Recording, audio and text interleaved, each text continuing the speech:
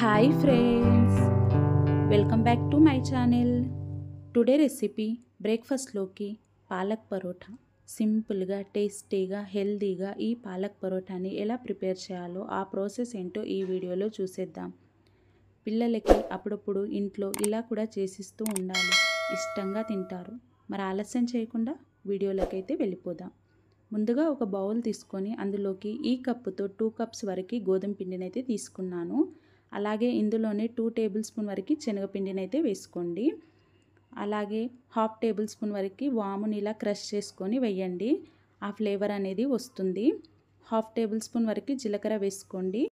1 table spoon వరకు chilli ఫ్లేక్స్ని అయితే వేసుకుంటున్నాను. మీరు ఇక్కడ కారంనైనా యాడ్ చేసుకోవచ్చు.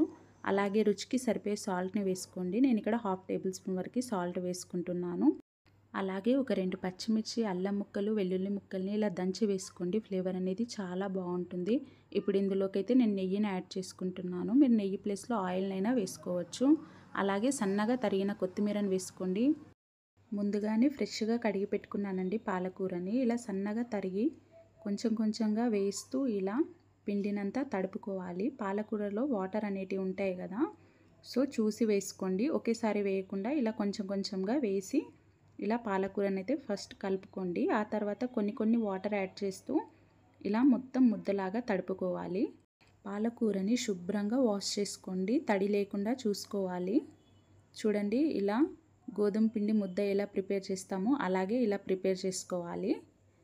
ఇలా మొత్తం తడుపుకున్న తర్వాత ఒక 10 నిమిషాల పాటు మూత పెట్టేసుకొని రెస్ట్ ఇవ్వాలి.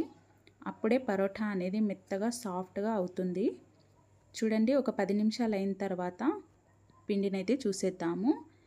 ఇలా పిండిని మరొకసారి ఇలా కాస్త నెయ్యిని యాడ్ చేసి మరొక 2 నిమిషాల పాటు పిండిని బాగా కలుపుకోవాలి. ఇలా మొత్తం కలిసిన తర్వాత మీకు ఏ కన్సిస్టెన్సీలో పరోటా ప్రిపేర్ చేయాలనుకుంటున్నారో ఆ కన్సిస్టెన్సీలో అయితే పిండి ముద్దనైతే తీసుకోండి. నేను ఒకే లేయర్ పరోటా చేస్తున్నా కాబట్టి నేను ఇంత సైజు ముద్దనైతే తీసుకుంటున్నాను. చూడండి, ఇలా పిండిలోకి డిప్ చేసి ఇలా రోటీలాగా ప్రిపేర్ చేసేయడమే, అంతే అండి.